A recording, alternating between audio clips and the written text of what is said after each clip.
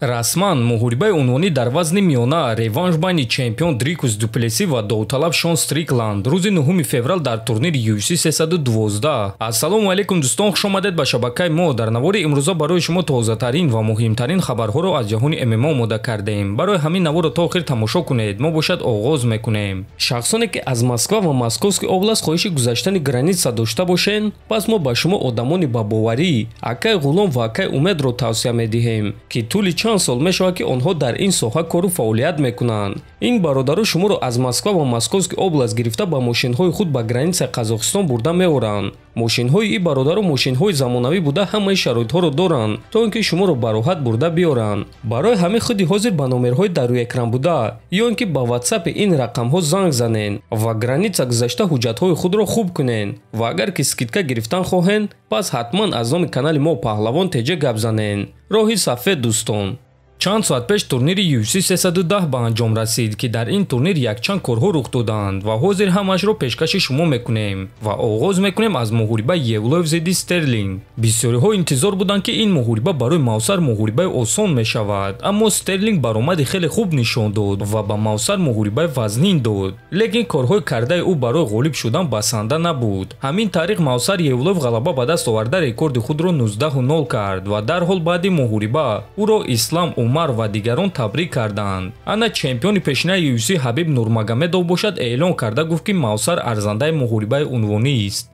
19-0 дар ММА ва 9-0 дар UFC. ма фикр мекунем ки Евлоев муҳорибаи унвониро арзанда аст, навиштааст Нурмагомедов. бояд қайд кард ки чемпиони вазни ним сабуки UFC Илия Топурия аст ва дӯстон дар комментария нависед ки Мавсар Топурияро ман карда метавонад ё ин ки не. мо бошад мегузарем ба дигар хабарҳо.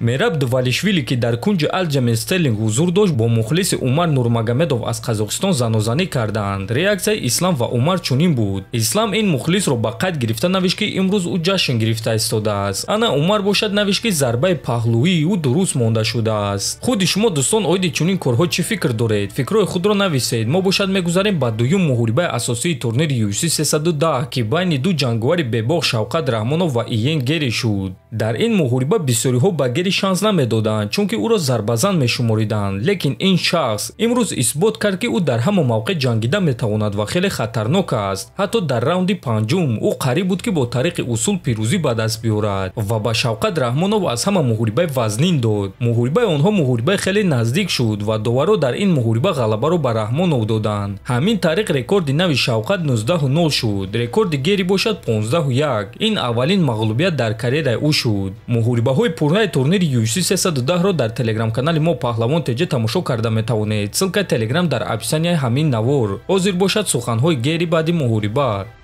ма аз баромади худ мефахрум ва худро бойдодагӣ ҳис намекунам. ма барои ҷангидан баромадум ва ин корро бо аз ҳама хатарноктарин ҷанговари вазни худ кардум ва ӯро маҷбур кардум ки ба монанди одами оддӣ намояд. ма қариб ки ӯро нафасгир мекардум. ма ба тамоми ҷаҳон исбот кардум ки дар баландии рейтинг буда ва чемпион шуда метавонам, навиштааст Гери. ана дӯстон оиди Раҳмонов бошад, пас ӯ бо чемпион Билол Муҳаммад муҳорибаи рӯбарӯ гузаронид ва акнун интизори анонси муҳорибаи онҳо мешавем. ба фикри шумо дар ин муҳориба кӣ ғолиб шуда метавонад? Шавқат Раҳмонов ё ин ки Билол Муҳаммад?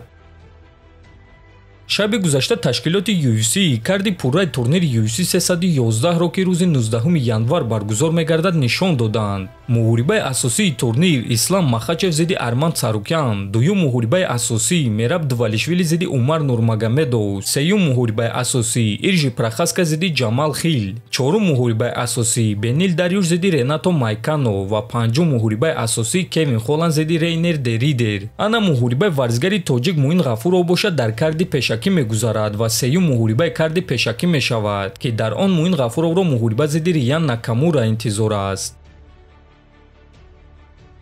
дӯстон, чанд дақиқа пеш Фаридун Одилов бо Адлан Ибрагимов ва Анис Ёқубов бо Вартан Асатрян муҳорибаи рӯбарӯ гузарониданд. биёед тамошо мекунем.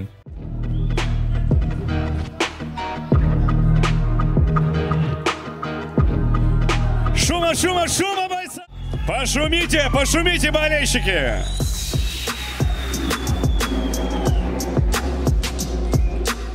хотиррасон мекунем ки ин муҳорибаҳо аллакай рӯзи 15 декабр дар турнири ACI 182 баргузор мегардад ва мо ба Анис ва Фаридун бурборӣ ва ғалабаҳои дурахшон орзумандем. варзигари бебохти тоҷик Доробшон Наботов аллакай дар Корея аст. оиди ин чиз худи варзигар хабар дод. ӯ ана ҳамин наворо нашр карда навишт ки мо дар маконем. хотиррасон мекунем ки Доробшон Наботовро аллакай рӯзи 14 декабр муҳориба зидди Матеус Камилио дар турнири Zombie Fight Night интизор аст ва ғолиби ин муҳориба соҳиби шартнома бо ташкилоти UFC шуда метавонад. чанд соат пеш Матеус интервю дод ва гуфт ки аз муҳориба зидди Доробшон чӣ интизор аст. ин муҳориба бо эҳтимоли калон фавран ба анҷом мерасад, чунки ман гуруснаам ва барои ин муҳориба меҳнати зиёд кардам. шуморо муҳорибаи беҳтарин, шови хуб интизор аст. ӯ дар замин ҷангиданро дӯст медорад, аммо ман барои ҳама чиз тайёрам ва ман доимо имконият барои фавран ба анҷом расонидани муҳориба мекобам. ман 100% ин муҳорибаро фавран ба анҷом расонидан мехоҳам, гуфтааст Матеус. дӯстон, чӣ гуне ки мебинед рақиби Доробшо барои ин муҳориба хуб омода аст ва аз баромади худ эълони калон кардан мехоҳад. барои ҳамин биёед Доробшоро дастгирӣ мекунем то ин ки ӯ дар ин муҳориба пирӯз шуда соҳиби шартнома бо ташкилоти UFC шавад. ҳатман дар YouTube канали мо обуна шавед. то боздид, хонободу сарбаланд бошед.